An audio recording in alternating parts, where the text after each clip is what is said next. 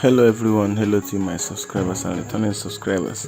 Just after the Yoruba activist Sunday Adeyemo, popularly known as Sunday Igboho,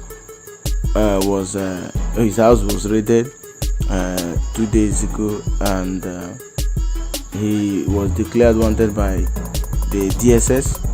He has now reacted to the claim made by the Department of State Security Service, that's DSS, that he had an armory stored in his Ibadan residence that was raided on Thursday, July 1. The spokesperson for the service, that's the spokesperson to Sunday for DSS service, Peter Afunanya, while addressing newsmen in Abuja on Thursday evening, that's July 1, confirmed that the agency carried out the raid on the Igboho's Ibadan residence in the early hours of Thursday, July 1. He said the service got intelligence that Igboho has stockpiled arms in his house. Paraded before newsmen what they recover from Sunday Igboho's house include the 7 AK-47 assault rifles, 3 pump action guns, 30 fully charged AK-47 magazines, 5,000 rounds of 7.62 millimeter ammunition, 5 cutlasses, amongst others.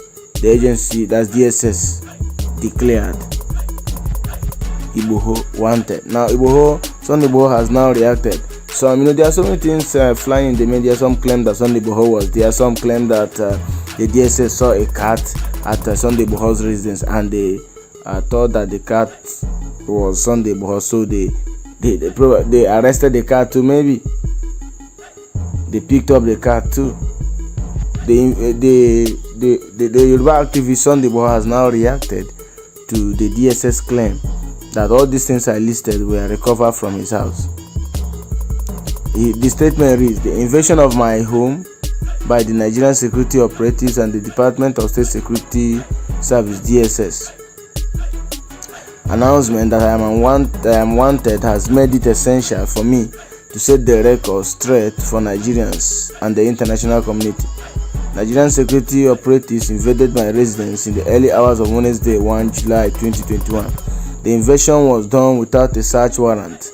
I was not invited for questioning, investigation at any government facility before the invasion. The operatives that stormed my residence destroyed my properties, killed persons, and stole valuables and money. Pictures and videos of the atrocities have been widely reported in the media. Nigerians and the world at large are aware of my resistance to incessant killings, raping, and kidnapping of my people in the southwest Nigeria by armed Fulani herdsmen. The failure of President Muhammadu Buhari and his government to curb the criminal activities of the murderous herdsmen necessitated my intervention. I ordinarily would not have intervened if government had lived up to its responsibility of securing the southwest and Nigeria at large from the criminal activities of the president's ethnic men. Of public knowledge, my intention has not led to any loss of life or bloodshed. My means of curbing criminality is to chase the criminal Fulani herdsmen out of the Yoruba land, and that is what he has been doing. Well, looking at it the way it is going and what is actually happened, you will begin to wonder. Now, Sunday Igboho tweeted, "How did you see arms in someone's house before raiding? You saw, this is what the DSS claimed, that they saw arms in his house. You saw, how did you see arms in someone's house before you started your raid?" It's quite funny.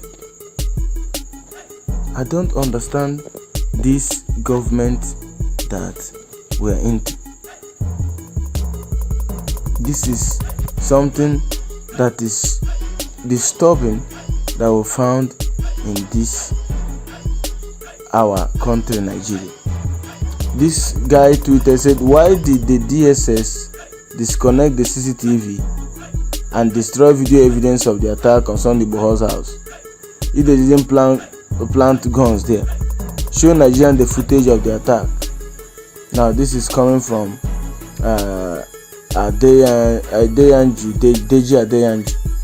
Why, when the report has it that the DSS disconnected the CCTV and destroyed video evidence of the attack on Sunday Igboho's house.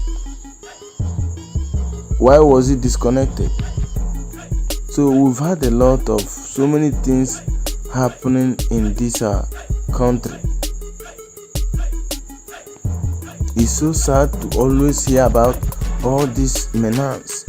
Now the Sunday boss is claiming that the reason for his own agitation is to chase armed Fulani herdsmen out of Yoruba land, and that's what he has been, charging youths in Yoruba land to do. In fact, Fulani herdsmen, they are almost having their own community in Benue State, and they are killing a lot of people. We heard of their terrible atrocities in Ebonyi State. They killed a lot of people. It got to a point that even the governor of Ondo State, Akeredolu, ordered all Fulani herdsmen to leave Ondo State, because of the horrible things that these armed Fulani herdsmen are doing. But the president is taking it light. It seems that the president is taking it light on them, and he is not, of course, handling them or using the language they understand on them. He's not using the language they understand on them. This guy is now saying that all those things that were recovered by the DSS is not his. He said he protects himself with traditional powers. Sunday Igboho said that he protects himself with traditional powers. So all the things that are in the list of the DSS, which they claim they recover from Sunday Igboho's house, is false. Among the things they recover, which I've mentioned, 7 AK-47 rifles, 3 pump action guns, 30 fully charged AK-47 magazines, 5,000 rounds of 7.62mm ammunition, 5 cutlasses, amongst others. So even cutlasses is among the things they recover. So we are not licensed to own a cutlass again in Nigeria. I mean, this is funny. This is quite funny. When we have, pressing issues in Nigeria that we should tackle. There is corruption, there is kidnapping, there is banditry, and all they could go after with their full force is those agitating because they feel that they are marginalized, because they feel that they are neglected. How can bandits, a governor of a state is saying that bandit is, kidnapping people for money? Now, most of these people you kidnap could die in your custody, and you're saying that you're just doing it as a business. They are doing kidnapping work as a business, so they are not doing, even what they are doing is not wrong. I mean, the governor of a state claimed so. Even some religious leader also said that bandits, what they do is that to him he said that IPOB members, they kill men in service,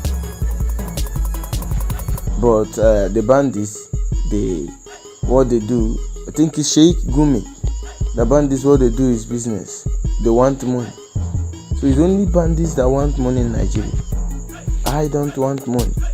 And probably you that's listening to this video or to this, you don't want money as well, and you don't know how to get the money quick. So bandits, they want money. They feel that the easiest way to get money is to kidnap people and keep them hostage for days, demand for millions of naira, and such ransom will be paid. A governor of a state responsible in paying ransom. And before he came to power, he criticized other administration when Chibok girls were abducted. He said that the government know where the Chibok girls are. The government should do everything humanly possible to make sure that Chibok, in fact, the government should dialogue with the abductors of Chibokians. Now he couldn't dialogue. He went, he was somehow mute. The parents who were in the affected state paid the amount. I had one woman in a video say we borrowed money from banks to pay money for the release of our child, and these people are almost getting away with it. You recovered AK-47 pump action rifles, you recovered this, you recovered that. I know what the men in our law enforcement agents are capable of doing. I know what they are capable of doing. They could bring all these ammunition and all these things somewhere and present it as things they recover from the man's house. Now, the something the boy tweeted, and his tweet is that, how did you carry out a raid after you have seen all this AK-47 pump ration and all that? So it's quite funny. How did you see arms in someone's house before raiding? That's his mocking tweet. How did you see arms in someone's house before raiding, carrying out your raid? It's crazy. Somebody is saying that what is happening in Nigeria now is what led to Vietnam War from 1955. The war ended in 1975. The war was officially fought between North Vietnam and South Vietnam. Vietnam is a country that could have been in the same level with China, Japan, due to their resources. But look at where the country is. So, DSS now is a platform. No more SARS, it's now DSS, Department of State Security Service. What if Sunday Igboho was killed? This man was killed. They will say that the DSS could, will not be able to claim responsibility for the attack. But they saw probably that the person they came for escaped. They are now claiming that they are the ones that carried out the raid. Because you are going after a criminal, or you are going after a convicted criminal or something. I don't understand this our country, Nigeria. Somebody who is leading a group and they are going for a peaceful protest, and they are not destroying government properties. They are not doing anything. So we don't have the right of free will again. We don't have the right to protest again peacefully. I don't know where we have gotten to in this country. So guys, what do you think about Sunday Igboho's response? He said all the stuffs, as you can see it on display, that the DSS claim that they recover from is that they are not his, because he protects himself with traditional powers. Thank you guys.